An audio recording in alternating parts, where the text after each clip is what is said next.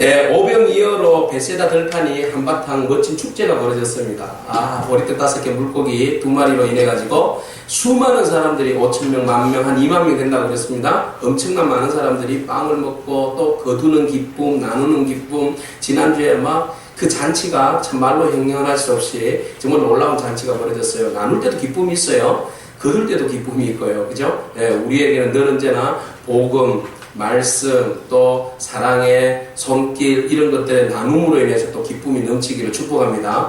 그래서 사람들이 보니까 야, 저분 우리 옆에 두면 평생 안 굶고 살겠다. 그래서 기분이 좋았어요. 그래서 사람들이 예수님을 우리의 왕으로 모시자. 왕으로 모시면 얼마나 좋을까. 그래서 왕이시여 우리의 왕이 되어달라고 이제 난리가 났어요.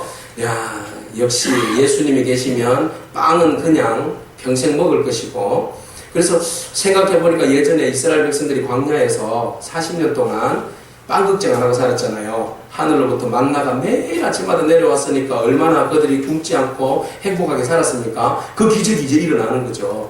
야, 이 예수님 우리 곁에 모시면 우리 너무너무 굶주리고 힘든데 예수님 계시면 우리 빵 걱정 안 하고 살겠다. 그래서 빵왕으로 모시자. 이렇게 된 겁니다.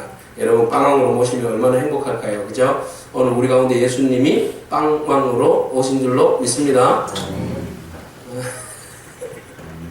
네, 어떤 분은 아멘 그러고 어떤 분은 기어 들어가는 소리로 맞나 아닌가 그러고 아멘 그러고 어떤 사람은 아니라고 그러고 그래요. 빵왕으로도 와 계시지만 예수님께서 그것이 빵왕으로 오면 위험의 요소가 있기 때문에 주님께서 그 자리를 떠나셨습니다.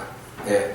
내가 이 땅에 온 것은 빵왕으로만 온 것이 아닌데 사람들은 모두가 다 예수님을 보고 빵의 왕으로만 섬기려고 했던 것이지요. 그래서 지난번에 보니까 물로 포도주도 만드니까 그죠? 또 보리떡 5개와 물고기 2마리로 이렇게 놀라운 기적도 베푸니까 이분은 반드시 우리에게 있어서는 꼭 필요한 분이다. 물과 음료수와 빵이 주어지는데 예? 이분이 있으면 다 되는 거 아니겠습니까? 거기다가 플러스 알파로 또 어떤 일이 일어났어요? 왕의 신하의 아들을 고쳐주었고 38년 된 병자도 고쳐주셨기 때문에 우리에게 먹을 것도 주시고 또 우리에게 고쳐도 주시고 그러니까 뭐 완벽하지 않습니까? 그런 분이 우리의 예수 그리스도입니다.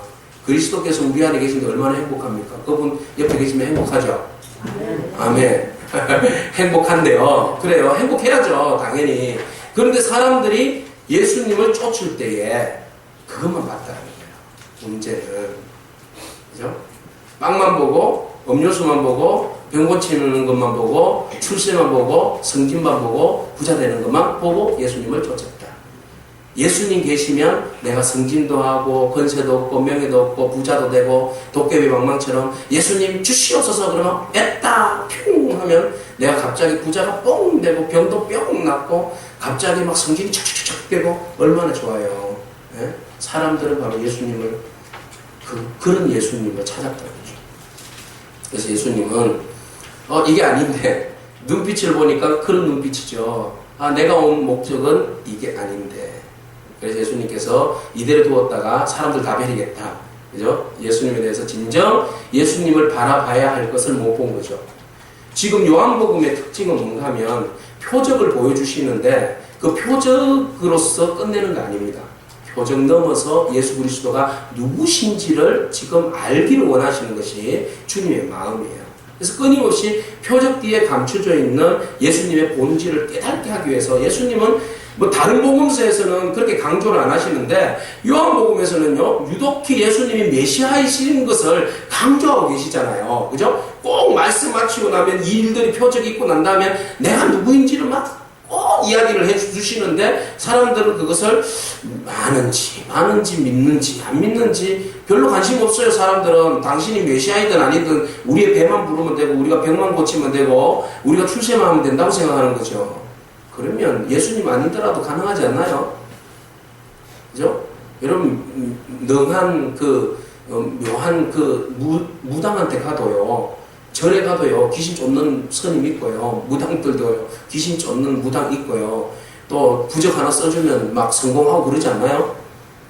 그러면 번지수 따로 찾을 필요 없지, 그리 가도. 그죠? 상관없지 않나요? 그래요. 사람들은 그 이상을 넘어가지 못하는 거죠. 그러니까 종교 이상을 넘어가지 못하는 거예요. 기복 종교라고 그러죠, 그것을. 그러니까 그 이상을 못 넘어가는 거죠. 전부 다 자기에게 있어서 어떤 혜택이 주어지냐, 복이 오느냐, 안 오느냐, 고쳐지느냐, 출시하느냐, 어떠냐, 거기에만 관심이 있는 거죠. 그러다가 결국은 그것이 자기에게 이루어지도 떠나고, 이루어지지 않으면 욕하고 떠나고, 이루어지면 은혜도 모르고 그냥 떠나고. 화장실 들어갈 때 급하잖아요. 그리고 볼일 다 보고 마치고 나면 언제 그랬던 그냥 깔끔하게 떠나잖아요. 그죠? 그것이 보통 사람들의 빵을 구하는 사람들의 모습이에요. 주님은 빵이 아니라는 것을 보여주시기 위해서 그곳을 피하셨어요. 왕으로 모시려고 했는데 군중 사이에서 예수님이 홀로 산으로 가셨다. 왜 산으로 가셨는가? 자기 관리죠. 자기 관리. 철저하게 예수님 스스로가 자기 관리에 힘썼던 분입니다. 이 땅에 사람의 모습으로 오셨지만 하나님의 아들로서 주님은 분명한 사명을 안고 오셨죠. 그런데 사람의 모습도 있기 때문에 와서 사람들이 군중들이 으쌰으쌰 하면 어떻게 합니까? 왕으로 모시려고 하면 왕이 될 수 있습니다. 40일 금식하고 난 다음에 사단이 와서 자기에게 경배하면 세상의 모든 것 다 주겠다고, 명예와 돈과 권력을 다 주겠다고 그랬지 않았습니까? 그럼에도 불구하고 예수님께서 사단아 말씀으로 물리치시고 나아갔던 예수님을 바라봅니다. 오늘도 역시 사람들은 왕으로 모시기를 원합니다. 여러분 왕 모시려고 하면 여러분 왕 되고 싶지 않나요? 저 누가 왕 시켜주려고 그러면 할 것 같아요. 뒤에 어떤 일이 벌어질지 모르지만 요새 저 유엔의 반 모씨가 누가 자꾸 앞으로 차기의 왕이 되어달라고 막 그러니까 좀 고민하고 있잖아요. 자기는 아니라고 그러고 부인 막 걷고 아니라고 막 절대 안 된다고 이야기했음에도 불구하고 왕 시켜주는데 싫어할 사람이 누가 있어요. 뒤에 욕을 얻어먹든 말든. 그죠? 이게 사람의 본심 마음이거든요. 예수님도 보통 사람으로 오셨기 때문에 충분히 그런 유혹을 받았다 하고 싶은 생각이 있죠. 그런데도 불구하고 주님께서는 자기 관리를 철저하게 잘 하십니다. 내가 지금 이 자리에서 명예를 얻고 부를 얻고 권력을 얻어서 사람들의 왕이 되느냐, 아니면 지금은 아직은 아니고 나중에 왕, 겸손의 왕, 십자가의 죽음으로 인해서 하나님이 높이셔서 영원한 하늘의 왕이 온 인류의 우주의 왕이 되느냐. 그러기에는 고민이에요. 지금은 인기가 좋으니까 별 어려움 없이 왕이 되니까 선택하기가 너무 좋은데, 앞으로 우주의 왕이 되시는 것은 고난의 십자가를 지고 죽으시고 나서 오시는 왕이잖아요. 왕은 왕인데 너무 고민되죠. 애를 모르겠다. 세상의 왕이 되지 뭐. 우리가 추구하는 것이 그런 거 아니겠어요? 뒤에 거는 힘들으니까 그냥 세상 거 지금 채우는 것이 좋지 뭐. 세상에 잘 먹고 잘 놀고 잘 살다가 나중에 주님 저 믿습니다. 믿는 거 알지요? 이렇게 하면 구원받는 거 아니겠어요? 뭐 대충 그냥 교회 출석하시다가 나중에 이제 힘 다 빠지고 사회력 다 사회에서 봉사하고 뭐 쫓아다니 힘 없고 그러면은 이제 그때 아이고 지팡이 짚고 이제 교회 나와서 주님 아시죠? 저 주님 안 버렸습니다. 배신 안 했습니다. 그러면 천국 가는 은혜를 입을 그런 생각들을 하고 살아가지는 않는가? 이런 것들을 고민해 보는 겁니다.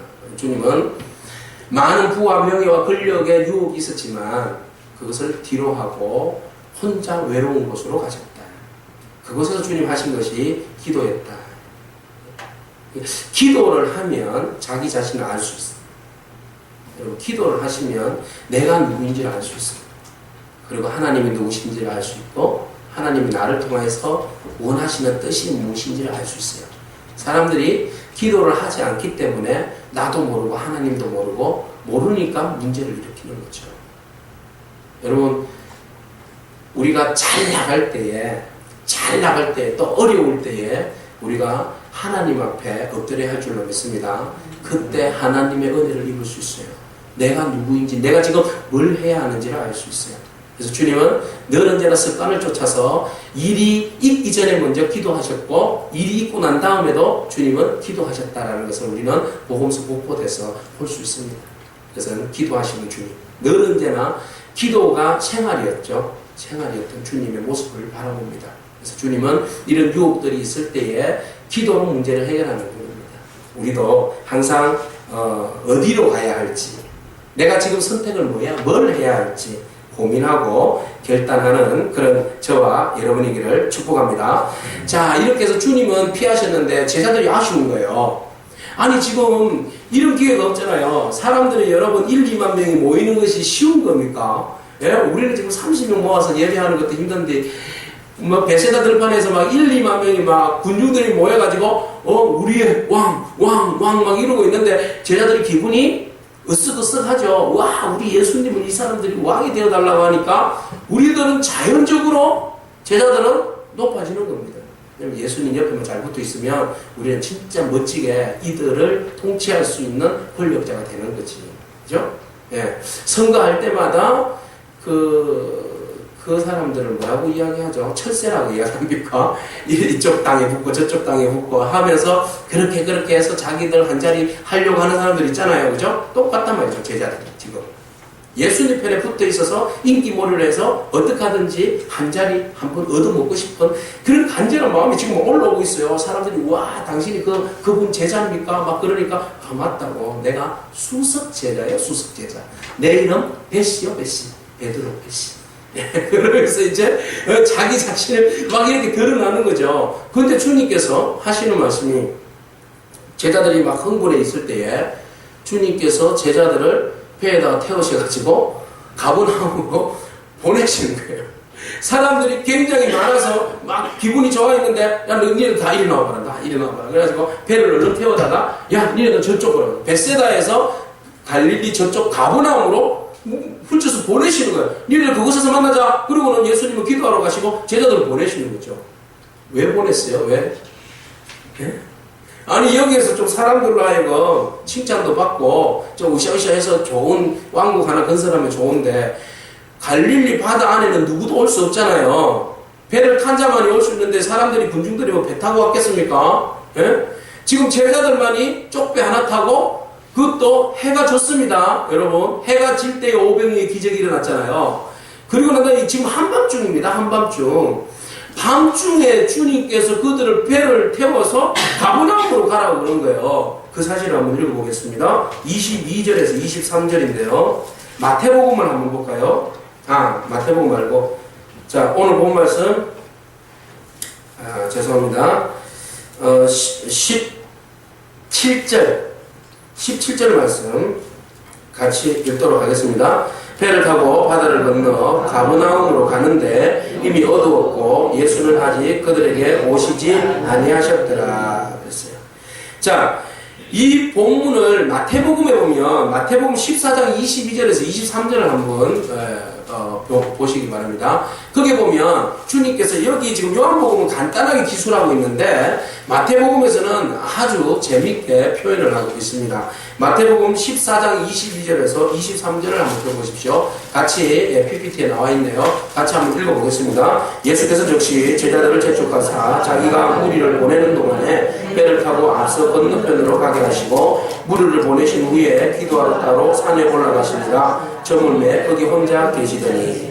아주 상황을 좀 구체적으로 설명하고 있죠. 제자들을 어떻게 했습니까? 재촉했다 그랬습니다. 니네들 빨리 가라. 제자들을 재촉해서 배를 태워서 먼저 가버나움으로 배를 태워서 보내시고 무리들에게 예수님께서 이제 집으로 배도 부르고 하니까 조심해서 돌아가라고, 아니면은 이제 들판에서 보통 자기도 했으니까 여기서 오늘 집회는 여기서 끝났다고, 그렇게 하고는 주님은 혼자 산에 올라가셔서 기도하러 가셨다라는 겁니다. 자, 왜 예수님께서 그렇게 급하게 제자들을 재촉했을까? 왜죠? 네, 말씀드렸죠. 잘못된 열광주의로부터 건져내기 위해서. 그죠? 제자들이 지금 본질을 잃어버릴 수가 있어요.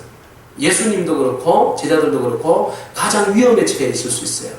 이것이 영적으로 잘못 결정을 내렸다가는 인류 구원을 고사하고 지금 그러다가 큰 이제 정치범으로 이제 물론 정치범으로 몰리겠죠. 원래도 예수님 정치범으로 몰렸지만, 자, 이렇게 해서 본질을 잃어버리고 전혀 엉뚱한 방향으로 갈 수가 있어요.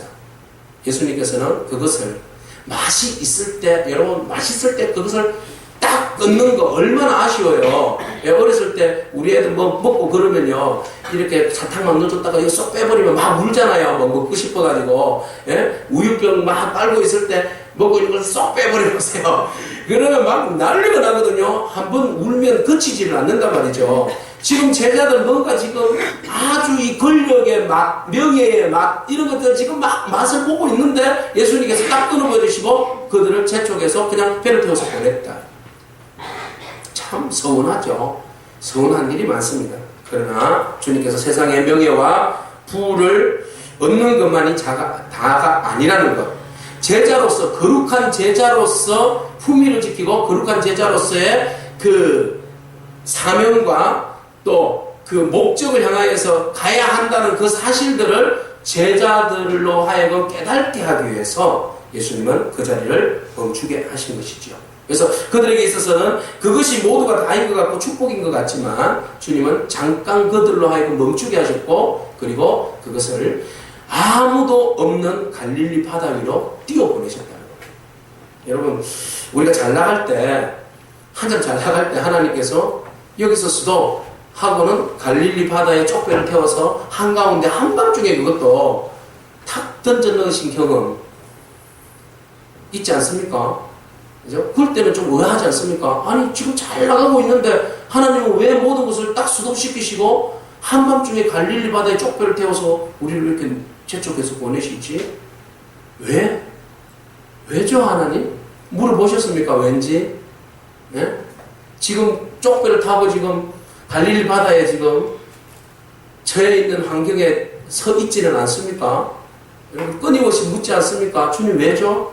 왜 제가 여기 있죠? 저는 있을 곳이 지금 여기가 아닌데. 그죠? 저는 아직도 저 군중 가운데 있어야 되는데, 사람들 사이에 있어야 되는데, 왜 제가 여기 있죠? 제자들은 지금 의아한 거죠.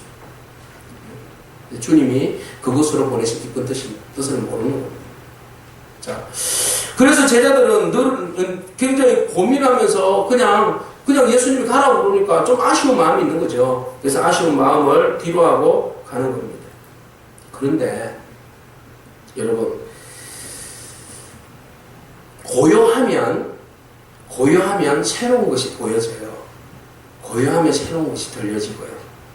군중 가운데 있을 때는 보지 못했던 하늘의 별들과 바람 소리와 그리고 오늘 주님께서 하신 일들에 대해서 한번 떠오르게 되는 거죠. 여러분, 바쁠 때는 보여지지 않고 들려지지 않습니다. 고요한 곳에서는 듣지만 하고 그래도 들리잖아요. 그죠? 그래서 이제 새벽 예배나 뭐 다른 때는 막 기도 인도하고 그럴 때는 막 인도를 하니까 정신이 없는데 혼자 그냥 가만히 앉아있으면요, 십자가 보고 이렇게 혼자 이렇게 낮에 이렇게 십자가 보고 있으면 누구는 뭐 청성막당 이야기 하겠지만 이렇게 앉아서 쳐다보면요, 괜히 뭐가 보여요. 들리기도 하고 갑자기 눈물이 이렇게 쭉 흐르기도 하고 은혜가 그냥 100마디 막 뜨겁게 기도하는 것도 중요하지만 한마디 기도도 안 했음에도 불구하고 은혜가 임하는 것을 느끼는 거죠. 여러분, 많은 것들 속에서 누리는 은혜도 있지만 없는 것 속에서 고요하게 주님과 홀로 있으면서 느끼는 은혜도 굉장히 크다는 거죠.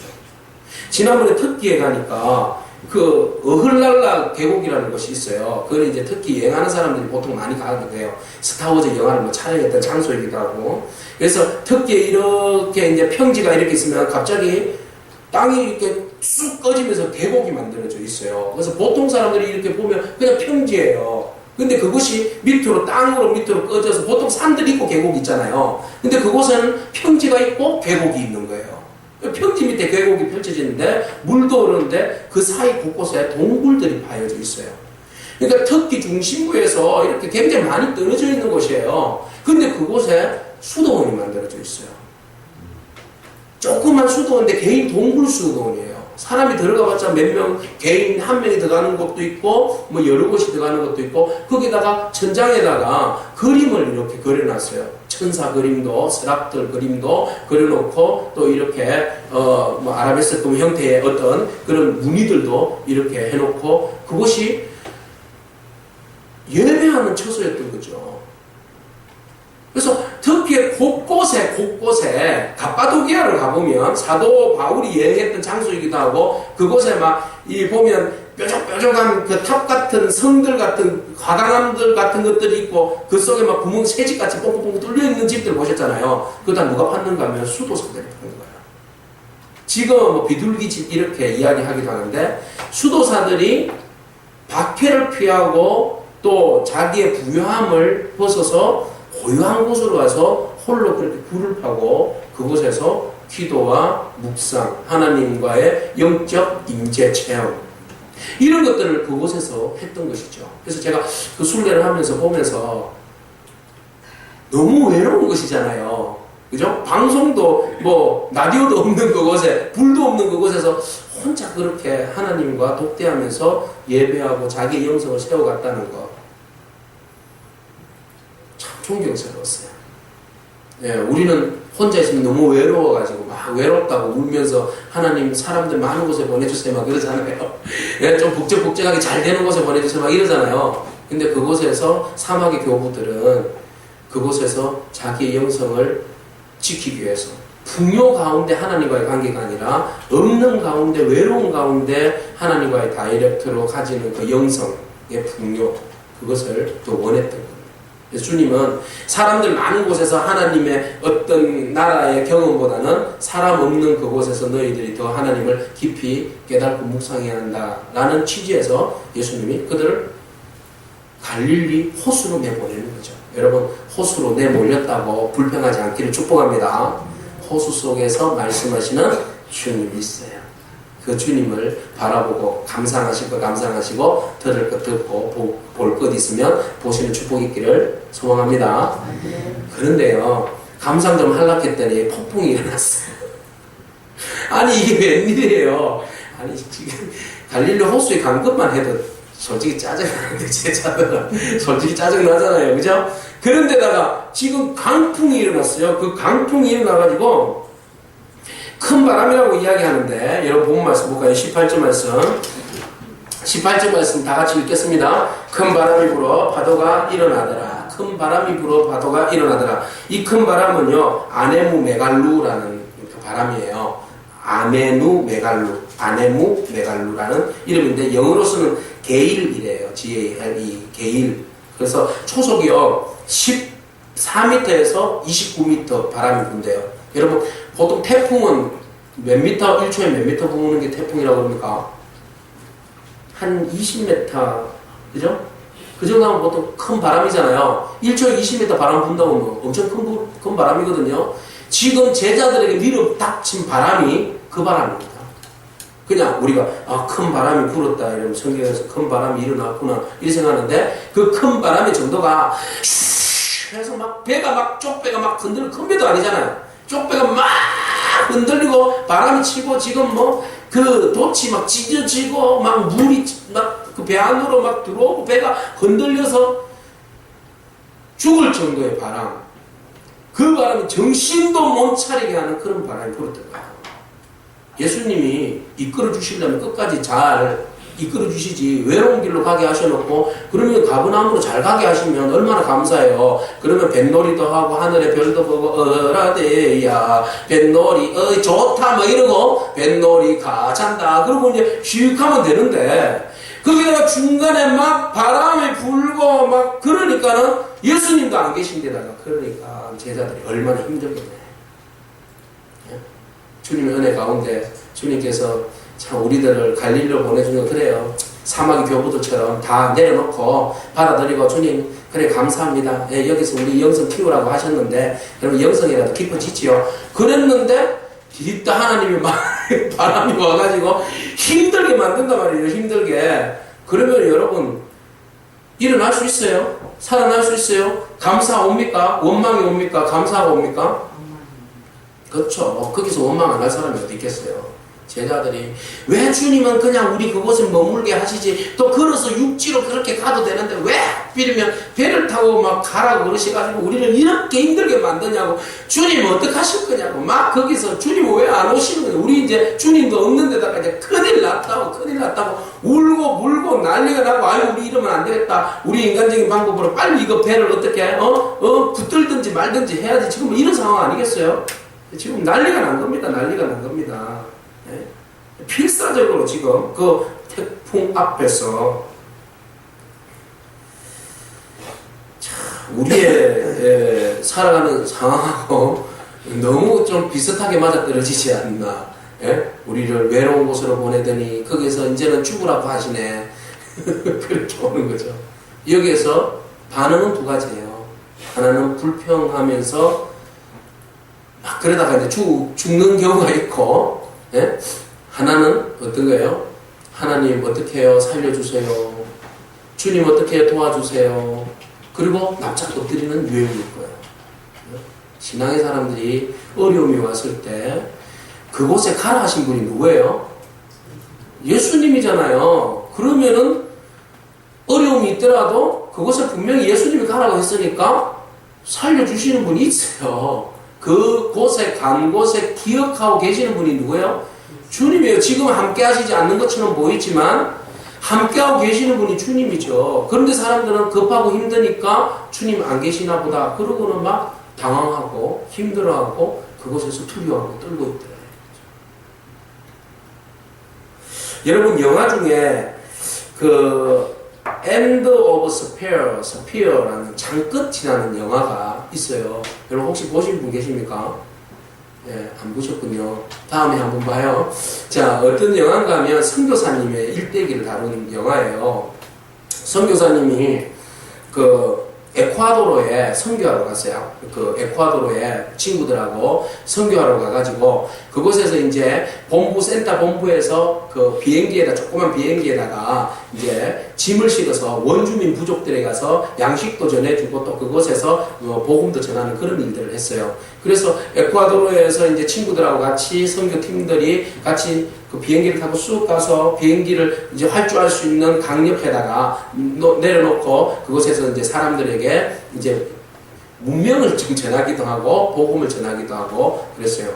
근데 그 원시 부족이 신기하잖아요. 괴물 같은 비행기가 내려오고 막 그러니까 너무 신기하고 이렇게 보고 있다가 창으로 선교사님들을 다 죽여버렸어요.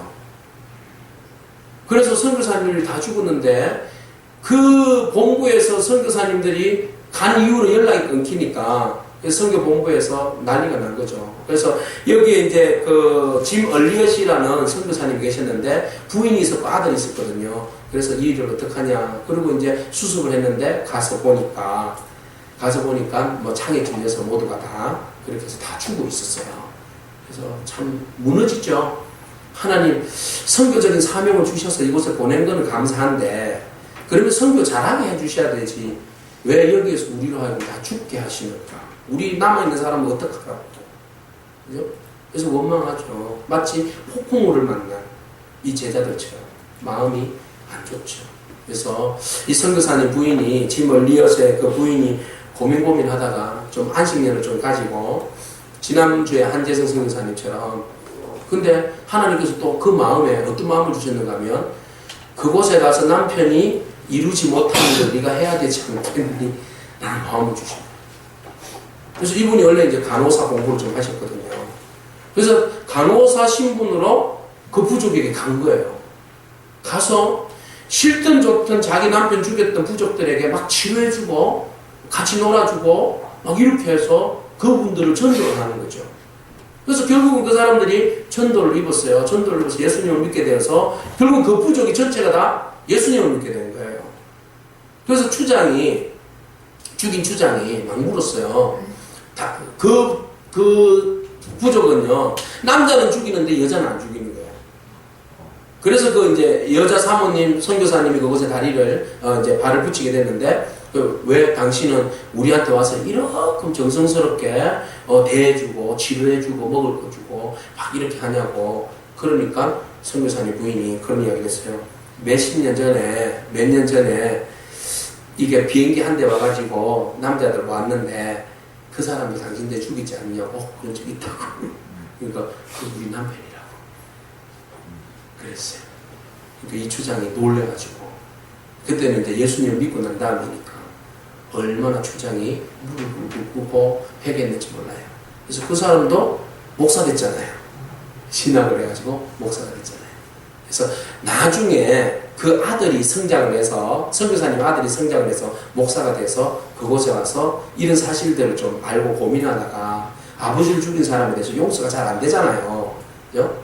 그런 것들에 대한 이제 또 고민하고 갈등하는 부분들도 거기 영화에서 이제 나오기도 한데, 실질적으로. 그러면서도 아들이 결국은 그곳에 자기도 아버지 대를 이어서 복음을 전하는 그런 일들을 해요. 여러분, 인터넷 검색해 보시면 창끝 한번 쳐보세요. 그러면 영화들이 이렇게 돌아다니는 거 있어요. 유튜브나 이런데. 그리고 짧게 이렇게 줄인 것도 있고 한데 한번 감상해 보세요. 보시면 왜 우리를 폭풍 가운데 몰아넣으셨나 라는 질문이 던져질 것이고, 그곳에서 우리를 연단하시고 또 구원의 도구를 크게 사용하시려고 하나님께서 우리를 이곳에 몰아넣었다라는 것을 깨닫게 됩니다. 여러분, 어떠한 어려움이 있더라도 절망하지 않기를 바랍니다. 그곳에서 하나님께서 놀라운 일들을 계획하시고 있어요. 분명히 있습니다. 그리고 주님께서 놀라운 일들을 이끌어 가실 줄로 믿습니다. 그 주님을 바라보는 거예요. 그 주님을. 자, 어쨌든 큰 바람이 와서 죽을 그런 상황입니다. 자, 어떻게 하냐고 그러고 있는데, 그런데 19절 말씀에 보니까 풍랑이 부는 밤바다, 너무 위협적이지만 그곳에 지금 주님이 다가오고 있어요. 19절 말씀이에요. 같이 읽겠습니다. 제자들이 노를 저 12월이쯤 가다가 예수께서 바다 위로 걸어 배에 가까이 오심을 보고 두려워하거늘. 자, 그들이 막 죽게 되었다고 막 소리 지르고 아이고 어떡합니까? 그러고 있는데 예수님께서 그곳에 쑥 오시는 거예요. 마태복음에 보면 예수님께서 무리를 걸어오고 계시는데 베드로가 주님이시다 하고 나는 오게 하소서 해서 베드로가 가서 주님 그죠? 오라 해서 무리를 걷는 장면이 바로 이 장면이에요. 예? 그런데 예수님이 걸어오시는데 반갑잖아요. 예? 우리의 주가 오시는데 반갑잖아요. 그런데 오늘 표현해 보면 그들이 반가워하기보다는 어떻게 했다? 두려워했다. 유령인 줄 알았다. 다른 복음서에 보면 귀신인 줄 알았다. 예? 웬 귀신이 저기 무리에서 걸어오네. 예수님 같은데 막 귀신 같다고 막 그러고 무서워라 무서워라 그러잖아요. 그때 주님께서 뭐라고 말씀하십니까? 읽겠습니다. 20절 이르시되 내니 두려워하지 말라 하신대. 이들은 예수님에 대해서 더 깊은 이해가 없었던 거죠. 예수님을 그냥 단순히 많은 분들만 생각했어요. 도깨비 방망이처럼 사람들 치료해주고 빵만 주고 빵 주는 그런 빵의 왕으로만 본 거죠. 그 이상을 못 본 겁니다. 그래서 긴가민가한 거죠, 이 사람들이. 이 빵 기적을 일으키고 사람을 막 살리고 이런 것을 볼 때에 이 사람이 보통 사람과는 분명히 다르다는 거죠. 다른데 선지자 중에 한 명인가?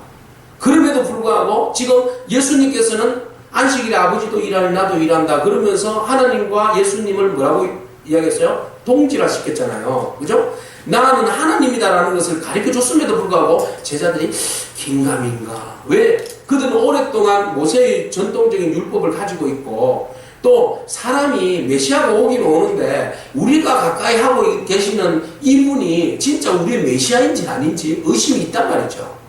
긴가민가예요, 지금. 예수님이 정말 우리의 주가 되시는가? 여러분, 예수님이 진짜 여러분들의 주가 되십니까? 안 되신 모양이지요.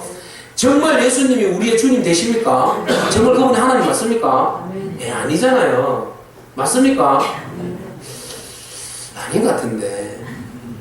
예? 믿어봤자 그냥 본전이니까 그냥 믿어보는 거예요. 예? 죽어봐야 알잖아요. 우리 지나가면서 전도해보면 천국 가봤어? 막 예수가 하나님이 아는지 어떻게 알아? 막 이러고 막 핑계 대고 지나가는 사람 있거든요. 진짜 여러분 그거 맞아요? 의심의 여지가 없나요? 할렐루야. 제자들은 의심의 여지를 가진 거죠. 그죠? 그러니까 전적 신뢰가 안 오는 거예요. 사람을 믿으면 전적 신뢰가 오는데, 주님을 믿으면 전적 신뢰가 오는데, 이 주님에 대해서 전적 신뢰함이 없는 거죠. 왜? 바리새인들이나 종교 지도자들이나 계속 예수님을 종교적인 이단하다, 반항하다, 막 그래가지고 뭐 잡아다가 죽이려고 하니까, 우리가 혹시 잘못 번지수를 찾은 건 아닌가? 우리가 거짓 선지자에게 지금 농락당하고 있지는 않은가? 이런 생각이 들 수 있어요. 충분해요. 그죠? 그러니까 주님께서 그런 마음을 가지고 있는 제자들을 알았기 때문에 사실은 어디로 밀어넣은 겁니까? 갈릴리로 밀어넣고 바다로 밀어넣고 그리고 난 다음에 그것은 주님을 의지할 수밖에 없는 상황이잖아요. 그리고 그래서 풍랑을 일으킨 겁니다. 풍랑을 일으켜서 주님께서 그 풍랑 안에서 오신 것을 그들이 봤을 때 이거는 귀신이 아니라 누구라고 봐야 됩니까? 하나님의 아들로 봐야 됩니다. 그죠? 여러분 귀신으로 보면 안 됩니다. 예수님을. 예? 귀신으로 보시면 착오입니다. 그래서 제자들은 무서워 두려워서 유령인가 했다 했어요. 예수님이면 예수님이지 왜 귀신입니까? 예수님은 우리의 영원한 주가 되시고 창조주가 되시고 하나님의 아들이 되신 줄로 믿습니다. 우리의 구원자가 되십니다. 그래서 주님은 그것을 우리에게 보여주시기 위해서 친히 물 위로 달려오신 거죠. 우리가 그런 예수님을 바로 믿는 믿음이 필요한데 근데 예수님이 왜 하필이면 바다 위로 걸어오셨을까? 여러분 이것을 히브리적 문학적 사고로 우리가 해석을 해볼 필요가 있어요. 뭔가 하면 히브리 사람들은요 물, 바다 이것은 두려움의 존재예요. 혼돈의 존재거든요. 혼돈과 두려움의 존재예요. 그런데 그 혼돈과 두려움의 존재 위에 예수님께서 그 능력으로 그 위에 걸어오셨잖아요. 그럼 주님이 누구냐라는 것이죠. 이스라엘 사람들은 우리가 생각할 때 물, 바다라는 느낌하고는 다르다니까요. 그들은 그 광야에서 많이 살았잖아요. 이거 바다라는 개념은 엄청 무서웠다고 생각하는 거예요. 그래서 갈릴리는 사실 호수거든요. 그러니까 호수를 보고 그 사람들은 뭐라고 이야기합니까? 갈릴리 바다라고 이야기하는 거예요. 그죠? 그 안 짭니다. 물, 호수. 갈릴리 호수를 바다라고 이야기해요. 그 사람들은. 그래서 이 물이 막 깊고 요동치고 이런 것들을 보면 굉장한 두려움이 있어요. 그래서 여러분 창세기 1장에 보면 그런 말씀이 있잖아요. 어떤 말씀이 있습니까? 1장 2절에 보면 이런 말씀이 있어요. 땅이 혼돈하고 공허하며 흑암이 깊음 위에 있고 하나님의 영은 어디에 있다고 그랬어요? 수면 위에 있다고 그랬죠? 여러분 수면 위에 있다. 하나님이 지금 땅이 혼돈하고 공허하고 지금 막 뒤섞여 있는 그런 상황이에요. 굉장히 혼돈한 상황이에요. 그 혼돈 가운데 하나님은 수면 위에 있다. 그것을 다스리신다. 평정하신다. 이런 깊은 뜻을 가지고 있는 거죠. 노아의 홍수 때 세계가 심판을 한번 받았잖아요. 물심판. 그때 이 물의 두려움이 어떤 것인지 이들은 뼛속에 유전자 속에 지금 물의 두려움이 어떤 건지를 알고 있어요. 그리고 창세기에 그렇게 혼돈 가운데 일어나는 일들도 그들은 알고 있고요. 그죠? 이런 것들을 이들은 그 뼛속 깊이 이 바다의 혼돈과 그 무질서 그리고 두려움 이런 것들을 가지고 있단 말이죠. 그런데 그것을 하나님께서 그것을 평정시킨 사건들이 몇몇 있었어요. 뭡니까? 홍해 바다를 가르신 사건. 물이 아무리 세고 혼돈 가운데 두려운 존재라 할지라도 하나님이 가르시니까 갈라지잖아요. 그 다음에 또 어디 있어요? 요단강을 갈랐어요. 여호수아 때. 그죠? 그때는 요단강에서는 이렇게 가른 것이 아니라 위에서 딱 물이 멈추게 했어요. 멈추게 했어요. 물벽이 생긴 거죠. 멈추게 했어요. 출애굽에서는 이렇게 열었고 여호수아 때는 이렇게 상류에서 딱 멈춰지는 그 역사가 일어났잖아요. 발을 딱 디딜 때 물이 쫙 그냥 그죠? 멈추는 거죠. 자, 이런 그 성경 속에 곳곳에 물에 대한 역사들이 일어나는데 주님이 그 구약에서 너희들이 보고 느끼고 가졌던 것, 물을 다스리시고 통치하시고 그 혼돈과 두려움으로부터 지배하시는 그 하나님 기억하고 있습니다. 그러면 오늘 여기 갈릴리 호수 태풍이 막 돌풍이 불고 어려운 가운데서 그 파도 가운데 주님이 막 걸어오신다. 그럼 저분은 누구예요? 파도를 가르시고 잔잔케 하고 그 위를 걸으시는 분은 자기들의 경험에서는 누구라는 거죠? 하나님밖에 없잖아요. 하나님밖에 없습니다. 그럼 그 걸어오시는 분은 누구라는 겁니까? 두말할 여유 없어요. 의심할 여지가 없어요. 누구시죠? 예수 그리스도 하나님의 아들, 하나님이시라는 거죠. 지금 주님은 곳곳의 표적들을 통하여서 요한복음에 7가지 표적이 나오는 거 여러분 아시죠? 뭡니까? 우리는 지금 4가지 표적을 봤거든요. 뭐 봤습니까? 가나의 혼인잔치 물로 포도주를 바꿨죠. 그 다음에 왕의 신하의 아들을 고쳐주었어요. 그 다음에 38년 병자를 고쳤고요. 오병이의 기적을 일으켰죠. 지금 뭐요? 물 위를 걸어오고. 앞으로 우리 2가지를 더 볼 텐데 소경을 낫게 해주시고요. 그 다음에 하나가 나사로를 살리시는 표적을 보여주셔요. 이 표적을 왜 보여주십니까? 나는 이만큼 능력이 있어. 이거 보여주기 위함입니까? 아니요. 그 표적을 보여주시면 내가 누구냐는 거죠. 하나님이다. 사람들로 하여금 철저하게 이 표적을 행하시는 분이 하나님의 아들이신 것을 알고 깨달아 믿게 하게 하시기 위해서 주님은 이 표적을 보여주신다는 거죠. 그러면 파도를 잔잔케 하시고 파도 위를 걸어오시고 제자들에게 다가오시는 그 주님, 제자들이 봤을 때에 그럼 생각들이 어떻게 바뀌어야 됩니까? 아, 나의 주, 나의 하나님. 다른 선지자 아닌 내가 긴가민가가 아니라 확실히 내가 의지하고 믿고 따를 분, 나를 폭풍 가운데서 건져주실 분, 그 주님이시라는 것을 믿어야 한다는 거죠. 오늘 우리에게 다가오시는 예수 그리스도는 긴가민가가 아니라 확실히 우리의 생명을 살리시고 혼돈 가운데 폭풍 가운데 우리를 건져주시는 분이신 줄로 믿습니다. 그 주님을 절대적으로 신뢰하며 나아가는 그런 저와 여러분이길 바랍니다. 그것을 믿고 따를 때 그들에게 오는 축복이 있어요. 그 축복이 뭡니까? 21절 같이 읽겠습니다. 이에 기뻐서 배로 영접하니 배는 곧 그들이 가려던 땅에 이르렀더라. 아멘. 주님께서 뭐라고 말씀하셨는데요? 내니 두려워 말라. 내니 두려워하지 말라. 예. 오늘 주님께서 우리에게 찾아오셔서 그렇게 말씀하셔요. 나다.